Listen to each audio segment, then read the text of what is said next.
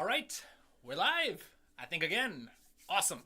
Awesome. Yeah, this is the first time I've done this in a little while, right? I haven't done one of these since before the indie film music competition kick-started their class that I was doing. So it's been like, what, 10, 11 weeks? Something like that. But we are back, and I've got some wonderful, beautiful music to listen to give some feedback on. If you are new, welcome. If you are a regular, welcome back. All we're going to do today, I'm going to listen to your music that you submitted, and I'm going to give some feedback based off the things you asked about. Ooh, what was that? Sorry about that. Hopefully that didn't come in on your end, but I just heard some crackling on the mic. But welcome, Robert. Welcome. Let's get started right away, shall we? So, first one we've got is one of the regulars. We've got Aditya, who's got music to listen to. Requests, just need some tips for orchestration. How should I orchestrate it? Any feedback on the piano piece? Ooh, I love talking about orchestration. So that's a very simple thing from me, straightforward.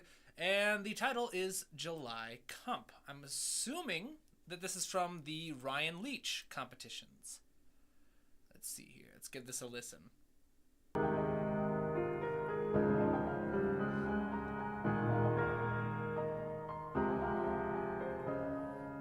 Nice contrapuntal texture.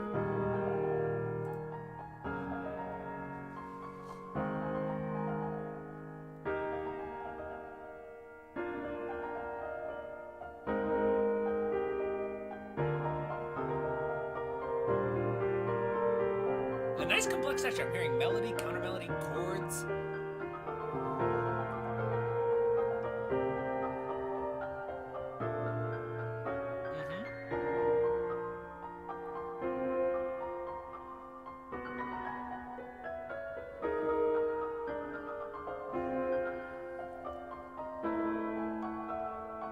Welcome, Matt. Welcome.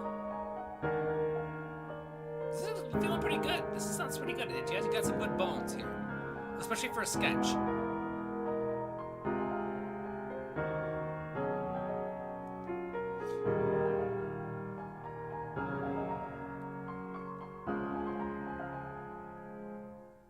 Awesome. All right, so first thing I'm going to like the music, because I like to like it. BetRivers Casino app has so many slots, your head will spin. There's the I'm going to exit. Sorry about that. Was not expecting that. Went loud in my headphones. But awesome work. So that was a great kind of sketch for piano, right? Sounds great. I would just say with orchestration, there's always a kind of an issue with trying to judge a piece based off its sketch. Because with the sketch, there's only so much you can do, especially on a piano sketch. When this is orchestrated, each of those layers, I heard melody, counter melody, chords, and at times a bass line, it sounded like. Each of those layers is going to have unique timbre, unique color, or it should. And that helps add a little bit of separation. Now, as you begin to orchestrate this sketch, I invite you to kind of focus. You know what? I'm just going to kind of add notes down here. Let's just do an insert page break. All right, so first off, I should say, beautiful job, Aditya. Sounds awesome. It's a great place to start a great sketch. As you begin to orchestrate it, all right, it can be very easy to kind of fall into the trap of trying to memorize ranges, registers, and all that for instruments. And that is, of course, important. But understanding what an instrument can physically play is not the same thing as being able to find the right choices for your orchestration. So I've championed these kinds of ideas on my channel. I have a couple playlists on orchestration. I invite you to watch my advanced techniques on orchestration playlist if you haven't already. It's not quite an advanced, I should say. I should probably rename it. But it talks about basic kind of orchestral ideas. And the three pillars of orchestration are focus, separation, and balance. All right, and these are all kind of difficult to achieve on a piano sketch. But the idea is, at any given point, you want to make sure each of your layers feel separate. And that's what your sketch is missing at the moment. All right, you've got those 4 layers minimum: melody, counter melody, chord progression, and bass line. You've got those 4 layers, and they're all kind of mushing into each other. It's kind of hard to tell which layer is which notes belong to which layer or which voice. Whew, I feel like I'm repeating myself today. Sorry, but I'm a little tired. I have been working all day, so it might take me a little while to get going. But if you have questions, as usual, throw them in the comments. If other people have suggestions, please feel free to participate. Welcome, Fuel Your Fire. Welcome, Vismay. So, the idea of separation is... I'm going to put this one actually first, since we're going to talk about it first. There we go. So, the idea of separation is that each layer or voice in your arrangement should sound distinct and separate from the others. In other words, the audience should be able to pay attention to any given layer without issue. All right, so if the audience is listening, obviously you want them to pay attention to the melody. But if someone's listened to the music a couple times, you want them to revisit and be able to kind of focus on maybe the counter melody, or listen to the really cool ostinato or the bass line really powerful.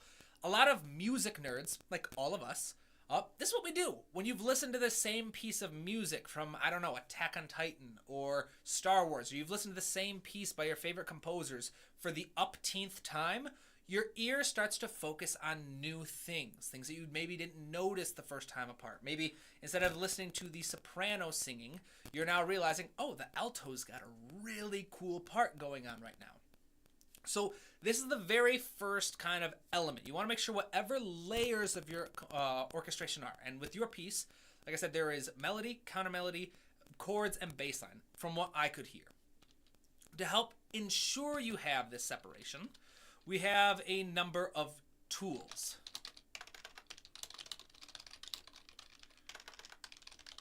You can have each layer use a different timbre or tone color.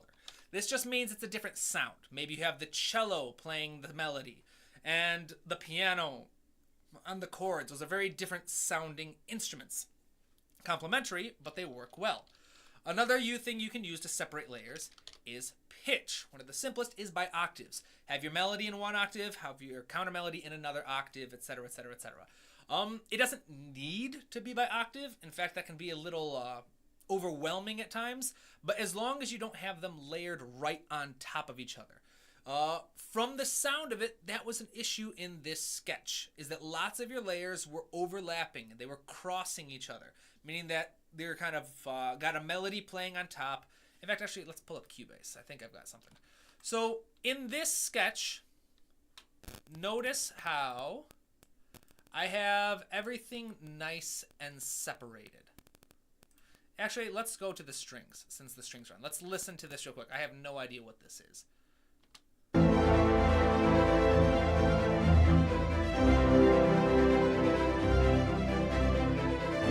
Alright, so this is an example I was giving with one of my students in a lesson a few weeks back about writing epic strings.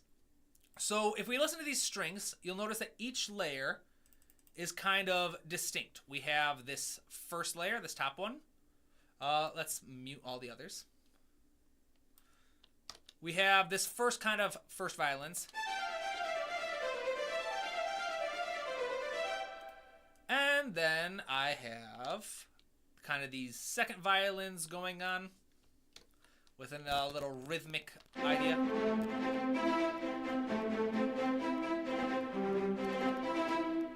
And then we have the violas, each of them playing a distinct idea. And then, of course, we have the low strings playing kind of pulsing bass line. And when it all goes together, because they're all avoiding overlap, it works nice and clean. Now, what happens if I do not separate these ideas by pitch? For example, let's take this, bring it down. Let's take this and bring it up, and then bring this and bring it up. Everything's kind of mushed together. We're going to notice that it's no longer going to sound quite as clean.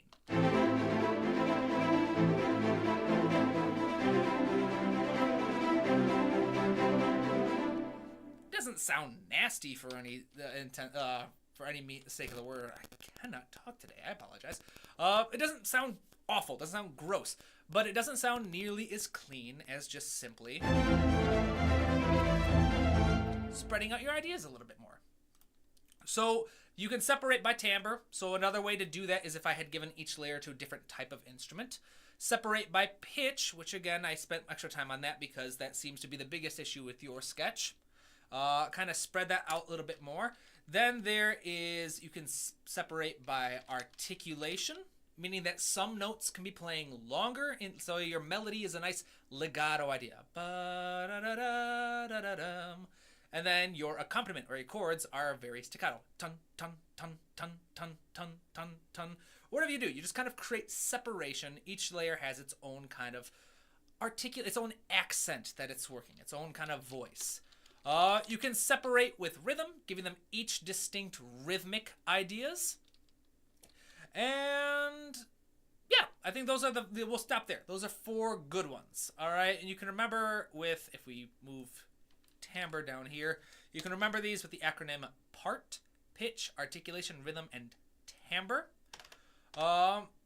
There's also dynamics. You could use that, but I try not to over rely on dynamics since that can mess up with our third pillar, which is balance. But yeah, so go through with your sketch and kind of pay attention to each of these. The more of these that 2 layers have in common with each other, the more unified they're going to sound. So if you have a counter melody and a melody, and they all use the same timbre, they all have the same articulation, and they both overlap in pitch, it's going to be very difficult to tell which one is the melody and which one's the counter melody. In fact, if they have similar rhythms, it's going to be very difficult to tell if they have which notes belong to the melody and which belongs to the counter melody. Whereas if you separate them a little bit more, say maybe they are separate by pitch, they have different timbres, they have different rhythms, and they have different articulations, well, those are going to sound like 2 very distinct ideas. You'll be able to very clearly say, that is the melody and that is the counter melody. Which gives me to the next point. How would you tell the difference between which is the melody and the counter melody? That is pillar number 2, the idea of focus.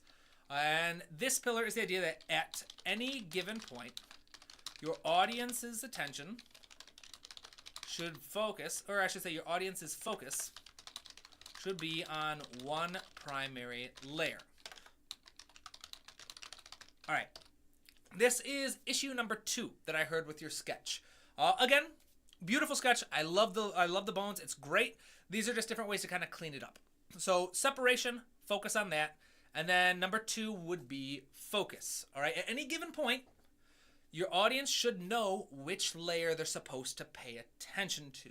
All right. Most kind of orchestral arrangements, it's easy to tell, the melody is the most important. Or sometimes if the melody has been repeating for quite a bit and a new ostinato enters, then awesome. You can now tell that the ostinato has more attention. And there are essentially 3 powerful tools for commanding focus. All right? First and foremost, the most powerful tool you have to make a layer stand out is changing material. All right? It should be novice material. The most recent change in your music will always demand attention. This is just kind of the way that human beings have evolved over time, is to notice things that stick out, things that are new. It's how we survive. It's how many animals survive, is when they notice something out of place. So if you have a melody that the melody usually takes the most attention because it's the most interesting. It develops over time. Whereas a rhythmic ostinato, like this one, is very repetitive. So if we were to, this idea might be very interesting to begin with, but after it's repeated a couple times, it's going to sound much more boring.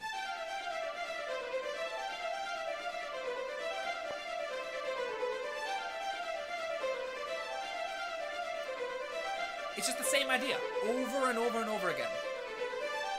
So, yeah, it sounds awesome, but after it's played once or twice, it's no longer going to command the same level of attention that it did. And so even if you do have another layer add that moves much slower, like a French horn melody, since the melody is the newest layer, it will demand the most attention, especially if the melody isn't as repetitive. So I'll say the most, so to put this, the most novel and developing layer command most attention. On the other hand, layers that are repetitive will quickly fall into the background. And this is one of the most powerful tools you have. To get an idea to fall into the background, just make it more repetitive. All right, so if you're a little confused about what makes a melody novel and kind of new and exciting, don't worry about that. Just make sure that every other layer compared to your melody sounds repetitive or more repetitive than your melody. All right, so after that, the next most powerful we have is going to be activity. All right, all things being equal, rhythmically active layers will command more attention than rhythmically inactive layers. All right, so a chord progression, sustaining notes, has less rhythmic activity than fast-moving strings. So the strings will command more attention. And this is where we kind of got the issue with the second issue with your sketch, Aditya, is that when we first listen to it, in fact, let's pull this up again.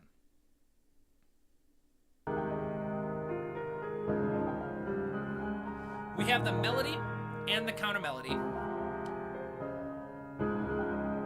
And at this point, they're both so new that they're competing for focus.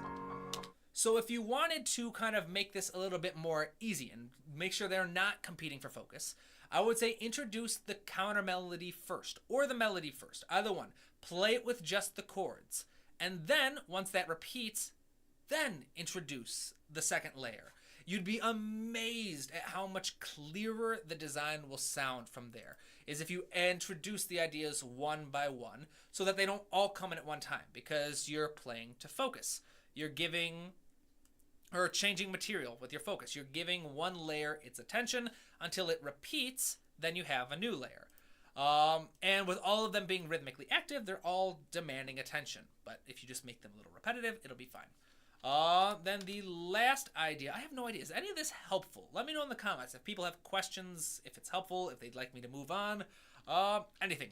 But the last one, oh yeah, pitch. The third and weakest tool is that all things being equal, a higher pitch will command more attention than a lower pitch. And this is why in choral pieces, the soprano typically takes the melody. It's because when you've got a big kind of choral sound and they're all singing chords and you just have the top line, it demands the most attention. If that's the only thing separating them, that's what's going to demand the most attention. I have no idea. I am all over the place right now. But yeah, so awesome. So those is what I would focus on. Oh, last thing, balance. With separation and focus taken care of, each layer should contain comparatively similar levels of power. This means that your bass line doesn't need to be super quiet compared to your melody. Your chords don't need to be super quiet compared to your melody. Your ear candy, even though ear candy is kind of the exception. You can be a little bit quieter there. But for the most part, as long as you've taken care of focus and you've taken care of separation, to get the most balanced sound, every layer should have comparable power. Your bass line should sound just as powerful as your melody, which should sound just as powerful as your chords, etc., etc. The biggest tool for this, because this can be a very complex topic, is just use similar sized instrumentation for each layer. I'm not talking about number of instruments, I'm talking about power. So if you have 3 trumpets playing in unison on the melody, that's a very powerful sound. So you're going to need a very powerful sound for your chords and bass line. Typically, a bunch of instruments on the bass line and a full string section playing the chords. But yeah, awesome. So, Aditya, to kind of summarize everything, I love the sketch. You've got great bones there. The melody is catchy. The counter melody is beautiful. The chords sound great. It sounds awesome on piano. And as you begin to sketch it, to take your sketch and turn it into an orchestrated piece, a full arrangement, just pay attention to each of these. Go one layer at a time. Figure out what instruments you want to play your melody through the whole thing. And then start with the chords or the counter melody. And as you go with each new layer, pay attention to separation and what strategies you're using for that. Pay attention to focus and how you're making sure you are guiding your audience's ears and their attention. And then, of course, pay attention to balance. If you can do those three things, that's going to take care of the vast majority of everything you could need. You're going to come out with a pretty solid arrangement. All right, awesome. So Vismay just came back from the gym. My legs are dead. Welcome back. Oh, man, awesome. Good for you. I love going to the gym. I did squats yesterday. I've got a so for those of you who don't know, I'm a huge strongman nerd. I love the sport of strongman. And I'm kind of crestfallen because my favorite athlete, an athlete by the name of Brian Shaw, is retiring. And his very last competition, I've never seen him compete, and I was gonna go to see his very last competition. Turns out that's the day my little sister is getting married. So that fell through. But I'm happy to be there for her, and I definitely choose my family over the sport. But awesome. That's just kind of me getting distracted. But awesome. Good for you, Vismay. Yes, there are pops and clicks in my audio. I'm sorry. I'm not sure why that is. I don't know what's going on. Someone liked my reel. Thank you. Yeah, I don't know. I was hoping those weren't coming through. I apologize for that. Yeah, I'll have to find out what's going on and try to fix that before tonight. Because for those of you who don't know, I am hosting a movie night on Discord today for my patrons. So sign up on my Patreon. Only $1. That's all you have to do.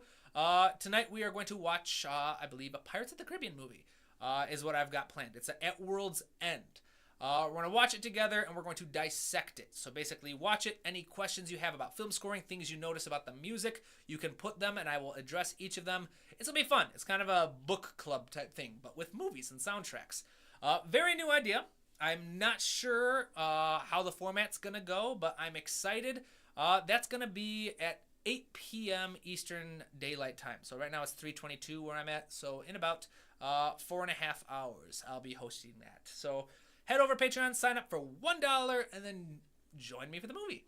Let's see here. Vismay, Tamashi, thank you for reviewing the piece. And at the starting, there isn't a counterpoint melody, but overall helpful. Oh, really? So maybe it's an ostinato or something. I'm hearing lots of movement. Maybe I was hearing differently, but thank you. I'm glad it was helpful, Tamashi. I apologize. I thought there was a counterpoint melody for some reason. Let me get a listen to that one more time. So I hear the chords.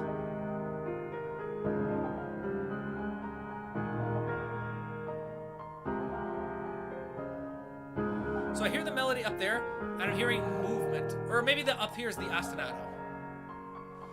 Yep, that's what it sounds like. It sounds like you got an ostinato and the middle voice is your melody. There you go. Awesome. So it sounds great. And again, the more times I listen to it, the more clear it sounds.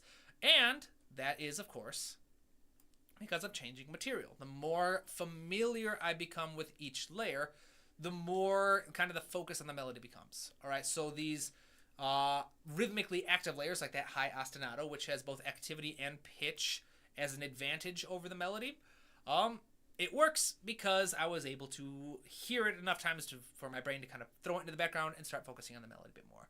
But awesome. So yeah, hopefully that's helpful. So next up, we have Matt Lewis. Matt, another regular on the channel here. Requests, general feedback. Yes, and didn't end up submitting to the contest. So this is going to be fun. Matt has scored. What's going on? It took me back to Vismay's. Oops, I must have messed up the link. One moment, please. I'm going there. But yeah, so as I was saying, Matt scored one of the short films for the Indie Film Music Contest. In fact, La vida de una piñata, the same short film that I was kind of using as an example on the class that I taught with the Indie Film Music Contest. So Matt says he did not actually end up submitting this piece, which is a shame. I have not listened to it yet, but I'm excited to, and it'll be kind of fun just to see how it went. But as a little side note, that's a good. So as a side note of people who like sign up for competitions and don't actually do it, that's fine. I myself have signed up for several competitions in the past that I never ended up submitting anything to. And the reason why is because I just wanted access to the short films. So for like the Indie Film Music Contest, you got access to 2 films for I think it was like 50 or 60 bucks. And that I think is well worth it because it is so difficult otherwise to find short films that have been edited. They have their sound effects, they have everything you need, and just no music. So it gives you a chance to kind of score it. So awesome. Let's give it a listen.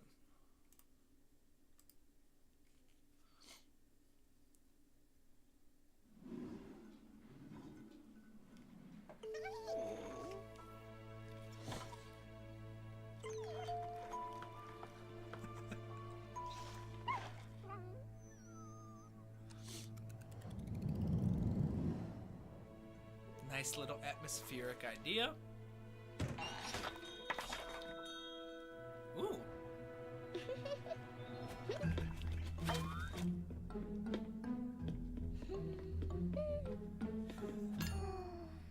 I like the little menacing kind of undertones to that. It works really well.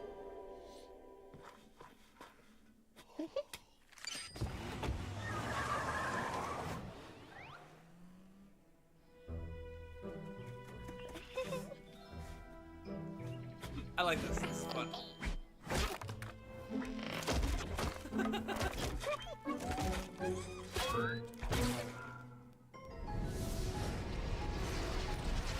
Full tone scale, love it.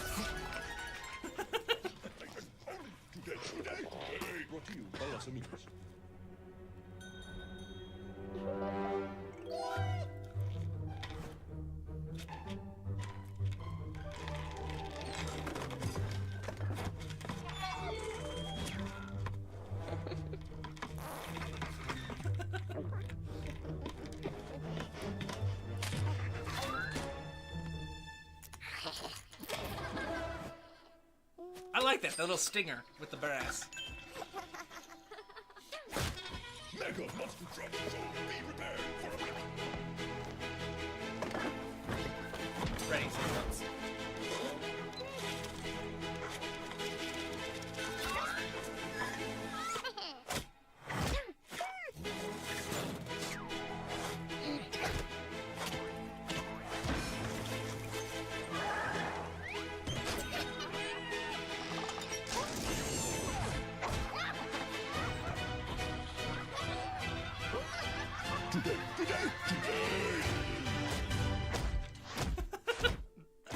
I enjoyed that. It was a fun little sequence.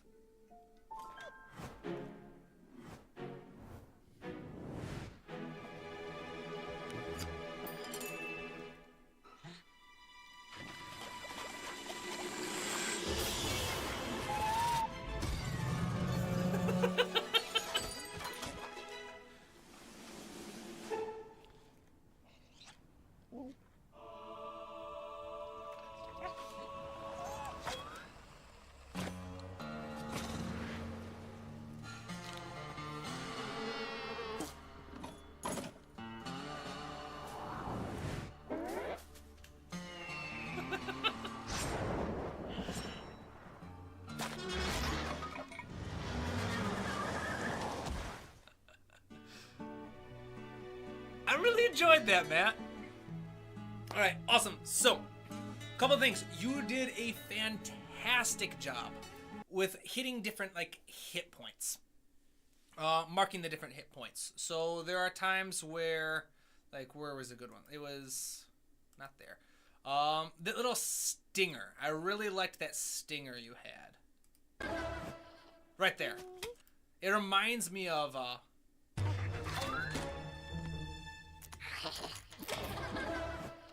that little brass reminds me a lot of like what John Powell does a lot in How to Train Your Dragon. All right, but okay, also awesome. So actual feedback here. All right, so I probably should have been taking notes through the entire thing, but a couple of things I noticed. One, the mix could be louder. So there were a couple moments where your music just lacked the size, especially during like kind of where I just wanted to hear more of it. All right, there were so many great parts. My favorite was definitely kind of that montage, little dark humor kind of, where the little girl just keeps killing the piñata over and over again. And I thought that worked really, really well. I would just like to hear the music be a bit louder, especially in a film that has no dialogue. You can really kind of go crazy with the music, which reminds me, there were a couple times where you didn't have music, and I'm not sure if you just didn't have a chance to finish the whole project, but with a short film like this, you really want to make sure you have music at all times, unless you have a solid reason not to. Now, something a bit more general. All right, so if you guys followed the class I was teaching with Indie Film Music Contest, you'll be familiar with what I like to call the 3 functions of film music. And actually, I don't call them that. This is an actual term. I did not invent this. But there are 3 functions of all great film music. There is the psychological function,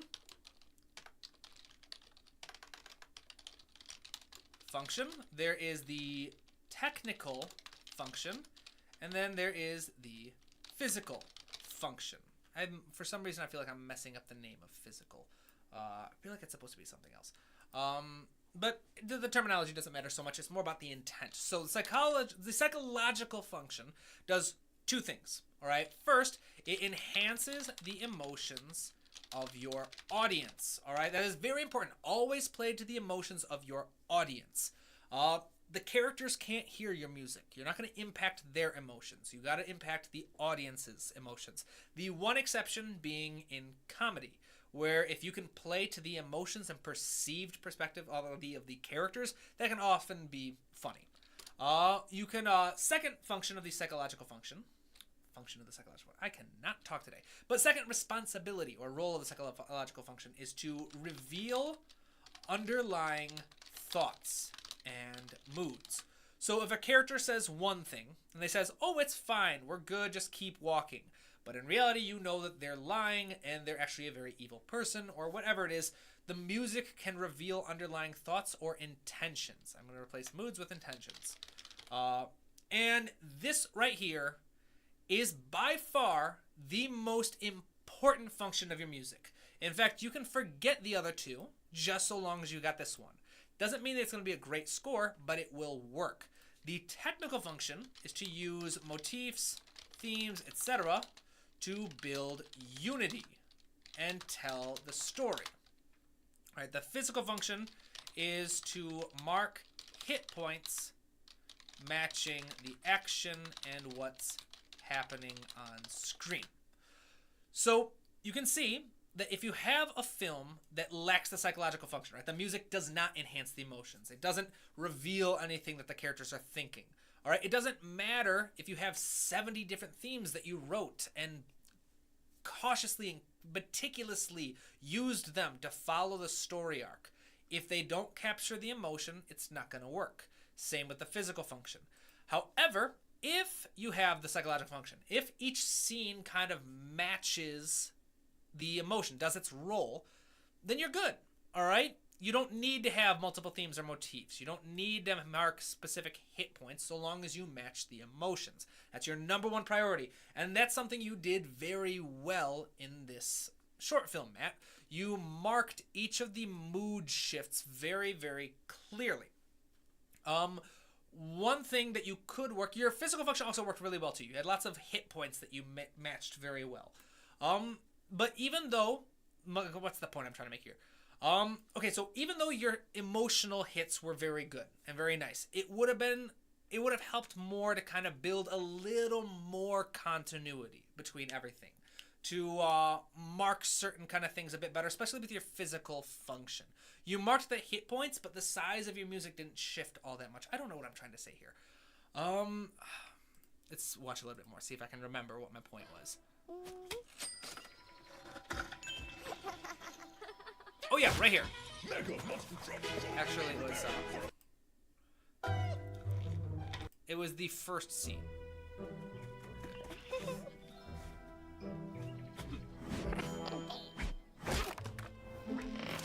Alright, so right here. This first montage is an example of a time where you didn't really match the kind of intensity or emotion of the audience. Alright, so I go, it's kind of funny to kind of have it nonchalant and not change.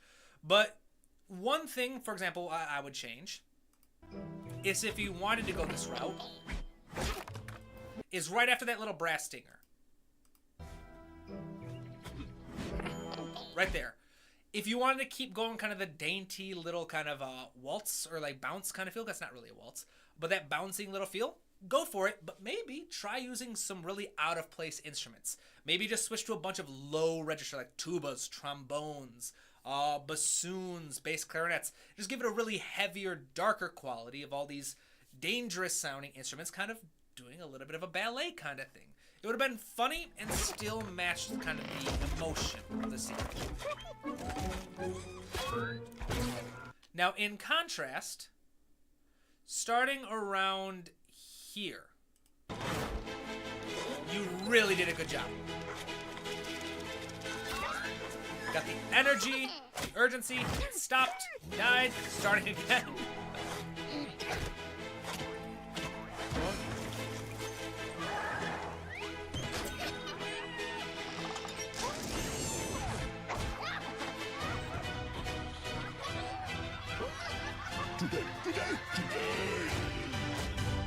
I love that kind of like dancing idea that you've got. Works great, much more kind of following the mood. It would have been still really cool to see a bit more dissonance. So the biggest takeaway, you did a great job for it in the most part, but the biggest takeaway for everyone watching right now is the king, the number one responsibility for your music is at all times, you must enhance the emotions. When the emotions of the scene change, so must your music. All right, you need to master the emotional flow of a scene. And then once you've done that, that's when you can start thinking about using different motifs, different themes, applying different hit points, the physical functions, kind of getting a little flavor of the scene, etc., etc. If you want to learn more about these, check out the lesson that I taught. I have the playlist still. I taught a class with this film for the Indie Film Music Contest people. That was a lot of fun working with them. I go more in depth on these three functions. But biggest takeaway, emotions are king. You can have an entire soundtrack that has no themes, no motifs, no repeating ideas. It's been done before. Movies like Quentin Tarantino. Quentin Tarantino is not a big music fan. I'm not saying he doesn't not like music, but his films aren't known for their soundtracks, and yet they're still fantastic because he focuses on getting the emotion right. Then the music doesn't need to do anything else as long as it's got this. So prioritize emotions. Don't forget the other functions, but this one is the most important.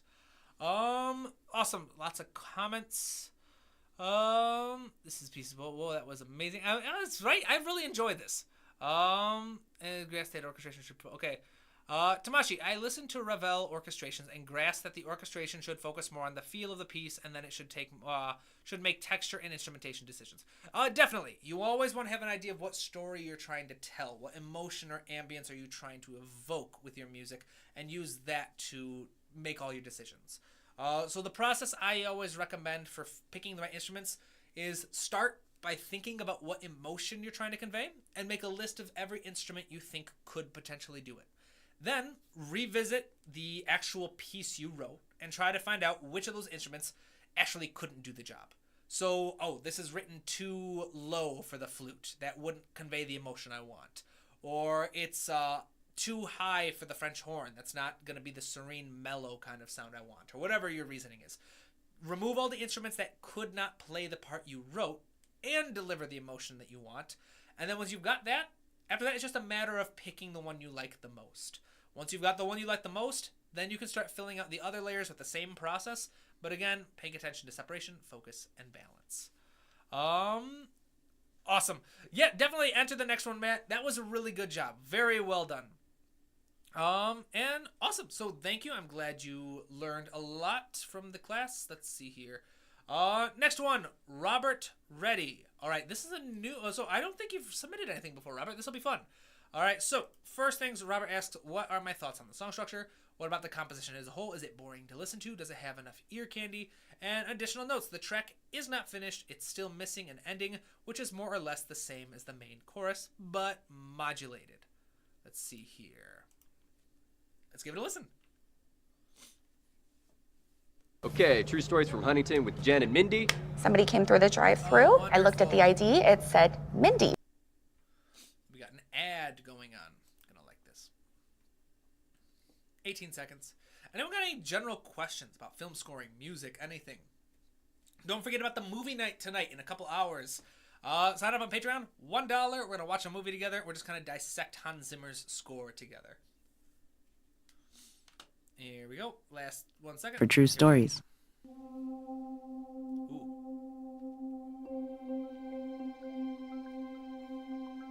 Ooh. I like this.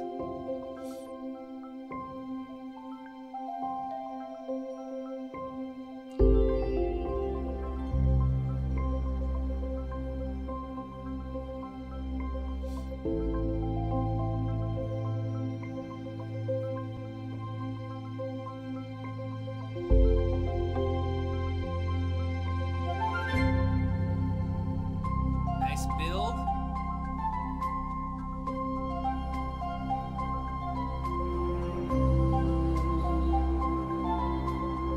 Good example of incremental complexity.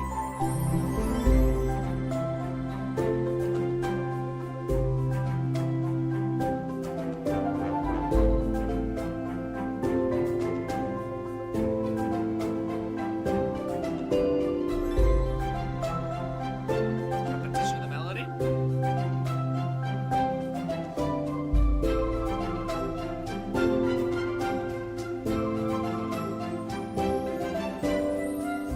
Taking notes.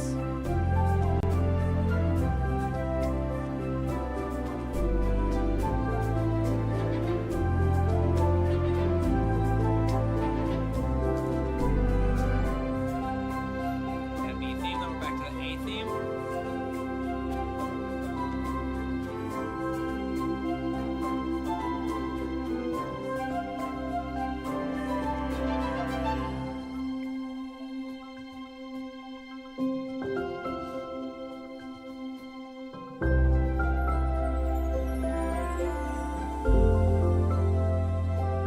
This reminds me of something.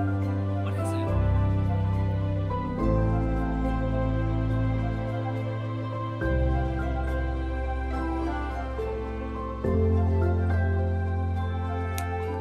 John Powell, How to Train Your Dragon. It's Forbidden Friendship, maybe?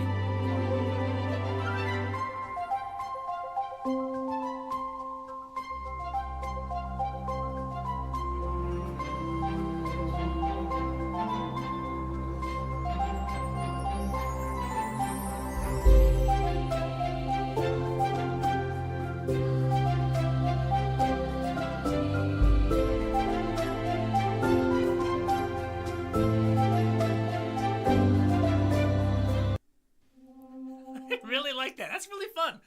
All right, so Robert, fantastic job. I think the sound structure sounds great. All right, you got that main theme. You repeat the main theme. They've got another B theme, and then you kind of come back to the original idea. That's very standard. A B A. Fine. I don't think it's any issues. I think you have more than enough ear candy. It's a well mixed. This is a beautiful piece of music, my friend. But a couple of tips that I could say. So I've got a couple things. All right. So first one. This is kind of for everyone. These are just kind of little things to kind of challenge yourself. So when you are repeating material, for example, A, B, A. When you're working with repeating material, you have a memory or a melody. You repeat the melody multiple times. There are a couple of things you can do to keep it fresh. For example, change the texture, or change and or develop the texture each time it repeats. All right, remember texture equals the number and types of layers. So it's, let's say, for example, you've got the melody and you've got the chords and you've got the bass line. You play the melody through one time, beautiful, awesome. The second time it comes through, maybe add an ostinato or a counter melody or something new. Remember, something novel.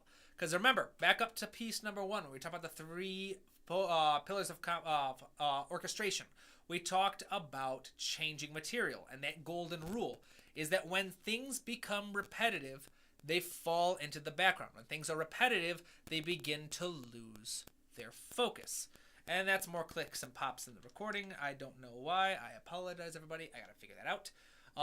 So to help keep your music from getting overly repetitive, because when music as a whole, not just individual layers, get too repetitive, there's more clipping and popping. I apologize. When music itself starts to get repetitive, when you have a melody and a texture being repeated, if there's not enough novel material, then the music is going to lose focus. It's going to lose your audience. Not saying that happened here. It was still a beautiful piece of music. This is just kind of like tips on how to improve something that's already well done. So I would say try developing or shifting the texture. If you want to learn more about textures, again, visit my playlist, Advanced Orchestration Techniques. I have a couple videos in there about the different types of textures. There are linear textures, which are different ways of arranging just a melody. There are the accompanimental textures, which are the vast majority of film music. And then I don't think I ever did the video on, like ambient or sound design textures. Or like the ambient textures is what I call them, where it's just kind of like a backdrop of sound, where there's no prominent melody. Awesome. So yeah, change or develop the texture each time it repeats, and then change the tone colors of your layers each time it repeats. This is something that John Williams does masterfully. All right, he will have a melody play, and the first time it's played by a French horn. Then the strings take over the melody, and they play it for a bit. Then the French horn and the strings come together with a trumpet this time to create a massive sound, or whatever it is. The idea is that each time it repeats, John Williams does a great job of taking repetitive, simple ideas, and then each time it repeats, just presenting it in a new way, a new texture, a new instrument, something to kind of move it around and keep it fresh, keep it interesting, keep it novel, which will allow that focus to maintain, right? And then when creating a secondary theme, so for example, in your theme, Robert, you had the B theme, beautiful, very well written, but it was still played by very similar instrumentation. It's the same thing. Find ways to provide contrast against your main theme. Common examples are use different instrumentation, texture, and or registers. So if the melody is up here, B theme comes down here, kind of thing. But you want to find ways to find it sound natural and related, so you're still using the same instruments, maybe just now in a different order. Instead of doing flutes on the melody, strings on the accompaniment, maybe you try a couple strings on the melody, and then you got woodwind accompaniments, or whatever you want to do. But the idea of just making more mileage out of your beautiful ideas by creating kind of developing textures, developing sounds and tone colors, etc., etc. But all in all, this was a beautiful piece, Robert. I was listening to it and I was thinking, oh, dang it, I don't know what I can offer this. But hopefully this is helpful. I'd say, yeah, go through. Each time you have a repeating idea, remember, find a way, how can you change or just develop your texture? Maybe instead of going chords based on melody, you go chords based on melody and now an ostinato or something. But your song structure, fantastic. I think it works very well. The composition is very solid. This is a beautiful piece of music, Robert. It is not boring to listen to. I do think it could benefit from paying attention to a little bit of these things, just kind of creating development over time. And yeah, I think it definitely has enough ear candy. It sounds beautiful. It sounds lively. It sounds almost a little magical. Like I said, I think I was getting kind of John Powell vibes from it. I loved it. And awesome. Awesome. See, this is what I love about the channel. Like, people are being so supportive. Robert, you have beautiful music, my friend. This is incredible. Thank you for sharing it. Everyone, thank you for sharing your music with me. This is all beautiful stuff. I appreciate it, and I hope my feedback's helpful. Let's see here. So, any questions? By the way, anyone that I gave feedback to, feel free to push back. You got questions, ideas, comments, anything, things that you would like me to kind of expand on. Let me know. But so far, let's kind of do a quick recap of everything we've covered. With Aditya, we learned about the 3 pillars of orchestration. We talked about when you've got your sketch, how to find your first voice, and then each layer, just make sure that each layer sounds distinct and like it can stand on its own. Focus where focus is needed so the audience knows which layer they're supposed to be paying attention to, and then balance.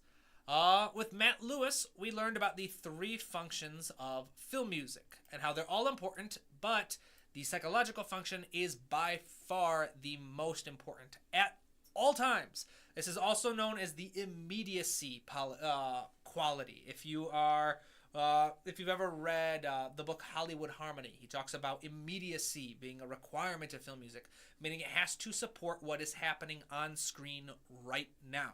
And for that, it's emotion. You must support the emotion. The others are important too, having continuity and themes and such. That's important. That makes a great soundtrack.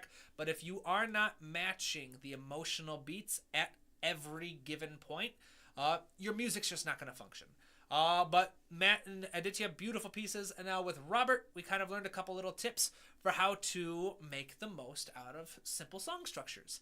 And how when you've got simple ideas, like John Williams works with very simple ideas most of the time, you keep it alive and beautiful and interesting by swapping the textures around, swapping the tone colors, the registers you're using, move the melody up and down to different instruments, to contrasting instruments. And when you have a secondary theme, don't be afraid to make it sound very different. Swap out the instruments, swap out the registers, the textures, etc., and really have lots of fun with that. That's how you can create a very interesting piece. Awesome. So excellent work, everybody. We've got one more. Then I gotta let you guys go because I have a dinner to get to. This one from another channel, regular Visme. Link to music. So requests. This is my first time orchestrating. What can I improve? Ooh, awesome. Another orchestration one. How can I get a better transition from piano to orchestra? How is the composition structure? How many melody instrumentation, etc. And awesome. So this piece has been inspired by the series of Unfortunate Events television show. And so that is supposed to be inspired as a potential, yes, here we go, a potential opening theme.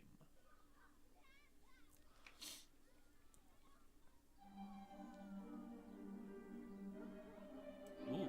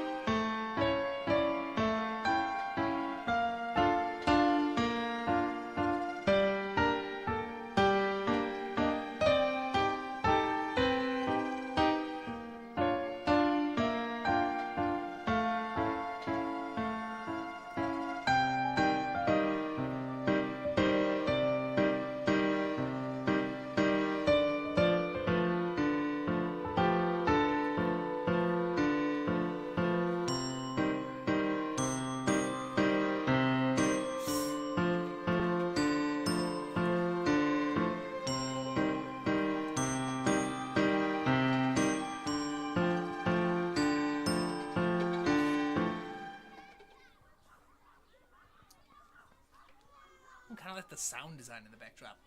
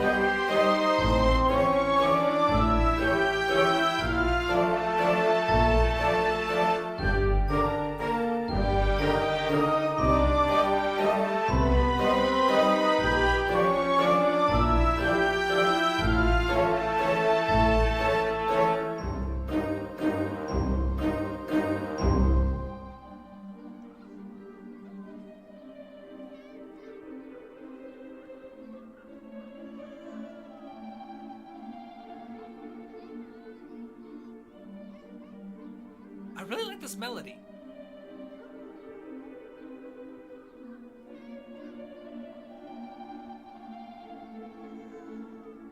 It's got kind of that freaky, like unsettling type vibe. But excellent, great work, Visme. So awesome. A couple of things, and the really cool thing about the orchestration is we've kind of covered a lot of it already. So way you can improve for the orchestration, again, pay attention to these three things. Right now, your biggest issue is balance. All right, there are different moments where you overcompensated with certain instruments sounding too quiet or too loud.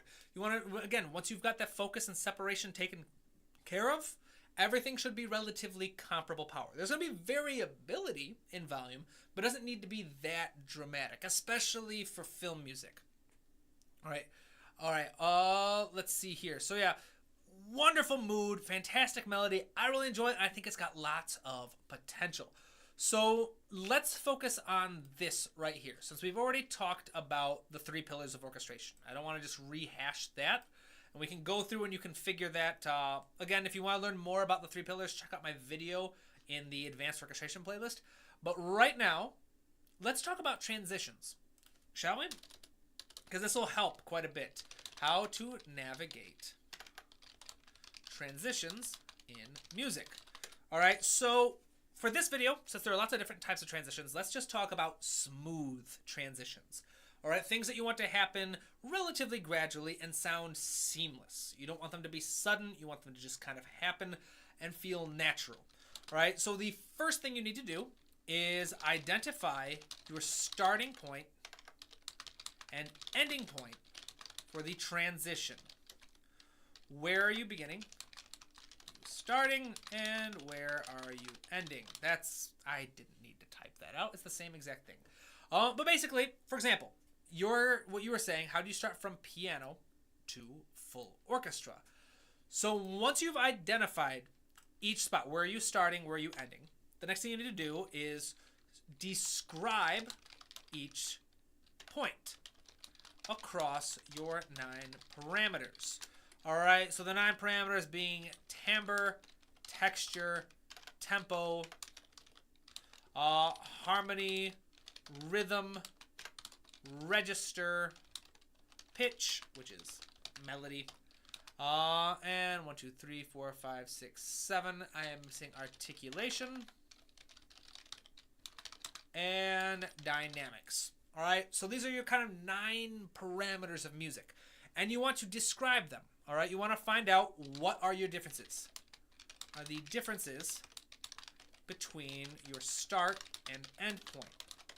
Which differences are the most important?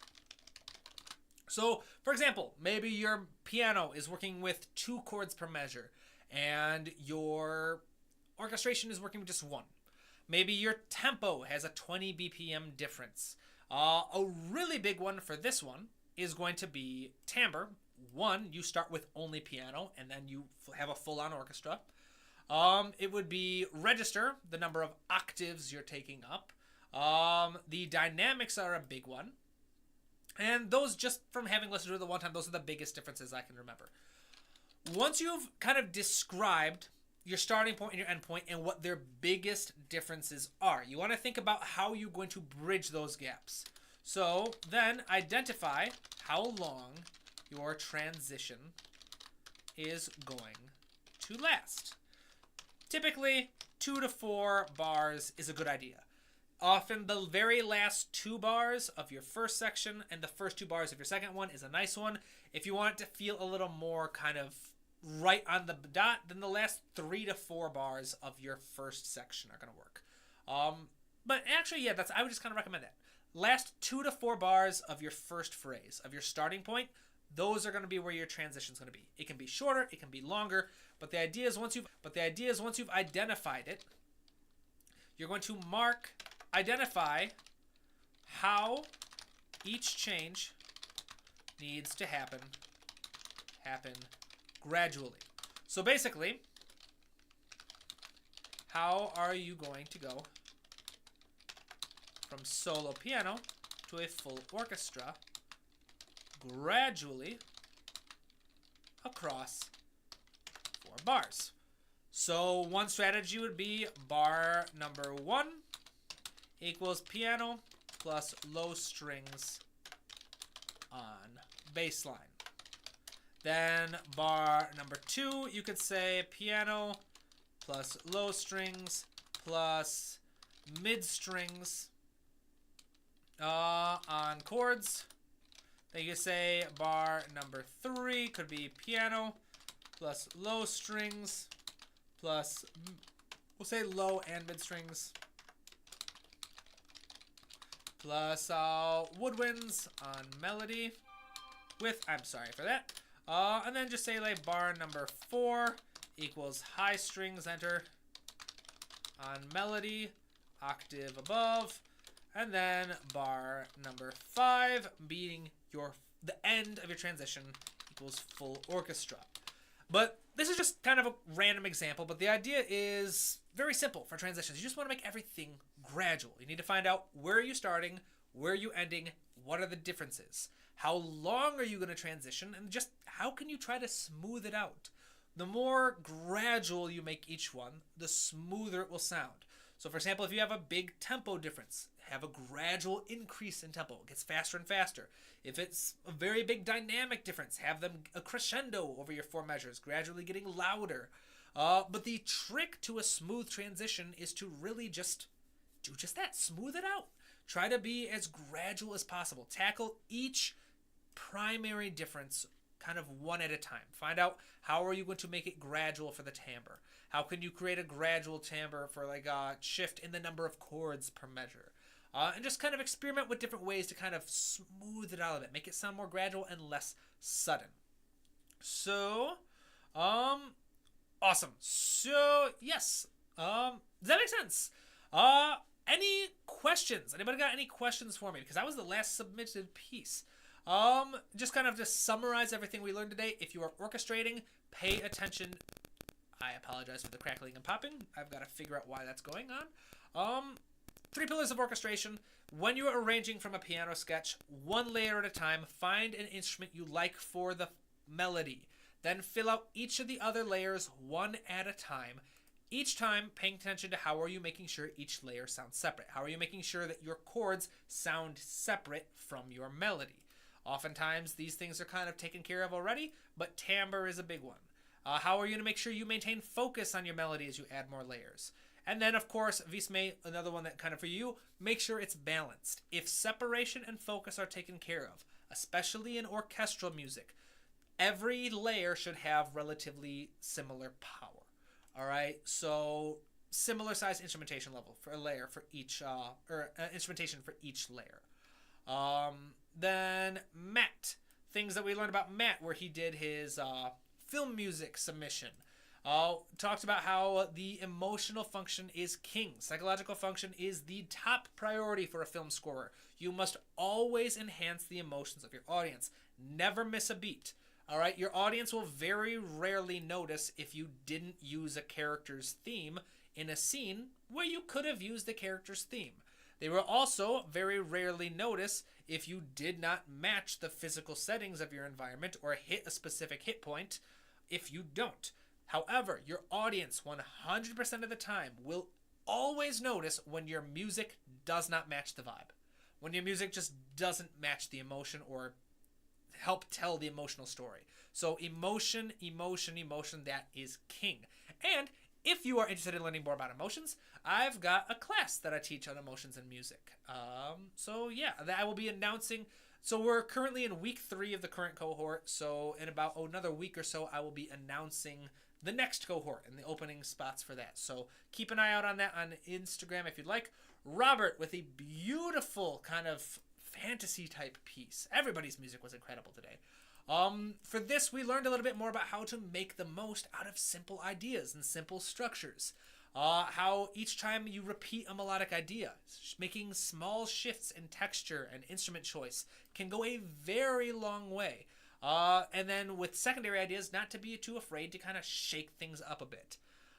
Then finally for Visme, we kind of recached those 3 pillars, and then we talked about transitions. The basic idea is find out where you're starting and where you're ending and figure out what their differences are. All right? How are you going to do those differences gradually instead of making just a giant leap? You can do a giant leap that creates a very sudden transition that works in situations. But for the most part, figure out what the differences are, figure out how many measures you have to blend seamlessly through those, and just find the smoothest, most gradual transition you can find. But thank you very much to everybody who submitted music. I will be doing another one of these soon, so follow me on Instagram if you would like to submit and find out how to do that. One last reminder, I am hosting a movie tonight on Discord, Tabletop Composer Discord channel. The Discord channel, anyone who can find it can sign up for it. But the movie nights are going to be for patrons only. So if you want to watch Pirates of the Caribbean 3 with us and dissect the soundtrack and just kind of see how it works and just have kind of awesome time just geeking out about Hans Zimmer's music, get on my Patreon page. It's $1 a month. That's all you gotta do. You can even just do the $1 now and then cancel if you'd like. Sign up. Meet us there. It's going to be hosted in about 4 hours. We'll be having the first movie night. But until next time, everybody... keep studying, keep working hard, and keep writing new music, my friends. I will see you in the next stream. Have a good one. Bye-bye.